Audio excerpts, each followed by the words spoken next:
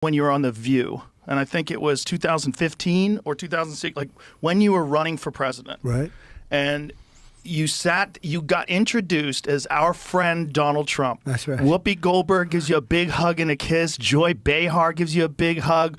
Barbara Walters gives you a big hug. They were all talking about how you're conservative in your financial positions, but you're very liberal socially. They were talking about you in such a favorable light. Stop doing whatever you're doing, because the following podcast revelation is about to blow the lid off of your understanding of Joe Rogan and Donald Trump. This is the very man Trump supported for the election victory he received when he gave a massive podcast sit-down with Trump right before the vote even happened. This man supported Trump and young males, earning him their vote for Trump's re-election. This man has now blasted Trump hard with a complete turnabout of support for Trump. Trump is losing it, but he's not man enough to take on Rogan with a solution-finding podcast sit-down himself because he's afraid of the man he once supported for an election victory, because he's got something up his sleeve for Trump. Trigger the like button now, because YouTube's algorithm demands instant gratification for viewer spread of this massive revelation the public needs to hear now, because every second matters. Let's shed the light in mainstream media's dark vulnerability about the story they're afraid to share with you. July 2025. The Joe Rogan Podcast,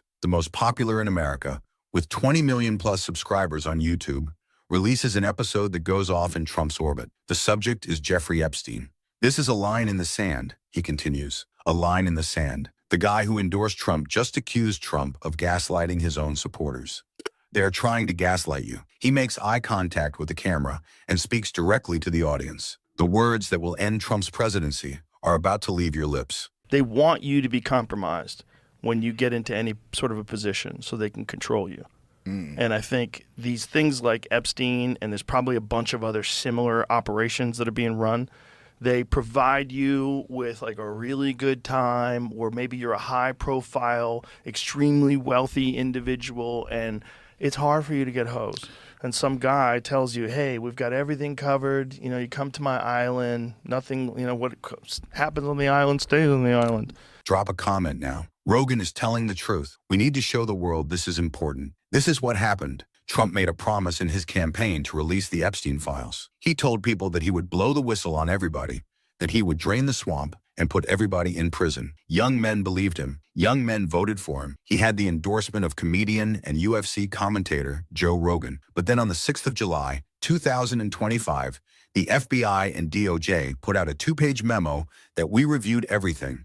There is no client list. The charges, 20 years for trafficking minors for sex. But there is no list of clients, no evidence, and no one trafficking to, claims the Trump FBI. Rogan just showed in 30 seconds all that's been covered up, Seth wrote. And he warned Trump supporters, Americans will never forget this.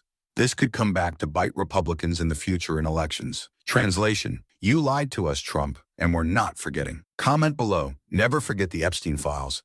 We should make sure this gets recorded for the conversation. October 2025, and Rogan's talking about Trump's immigration raids, the kind where ICE agents are taking families apart and people with 20-year residency are getting deported. The Epstein stuff is so crazy because when Kash Patel was on here and he was like, there's nothing. And I was like, what are you talking? Yeah. I didn't even know what to say. My thought was, and people are like, why didn't you push back more? My thought was like, I'm just going to put this out there and let the internet do its work because there's nothing I can. The guy's saying there's no tapes, there's no video. That doesn't make any sense. Everyone knows it doesn't make any sense. Well, we have a film. We're going to release that film. And the film has a fucking minute missing from it. Yeah. Like, do you think we're babies? Like, what is this? There's no murder. Case closed. Nothing to see here. 2 pages later, after years of investigation, after years of Epstein's crimes, and guess whose name popped up again and again in those files? Donald Trump. The same Trump who had a party with Epstein for years. The same one who was photographed with Epstein at Mar-a-Lago. The same one who called Epstein a terrific guy who likes beautiful women as much as I do, and many of whom are on the younger side. Rogan was having none of it. The Epstein thing is so weird, Rogan continued. When Kash Patel came on our show, and he was like, there's nothing. And I was like, what are you talking about? What are you talking about? Trump's FBI chief, Kash Patel, appeared on the Rogan show in June with promises of transparency, he tweeted.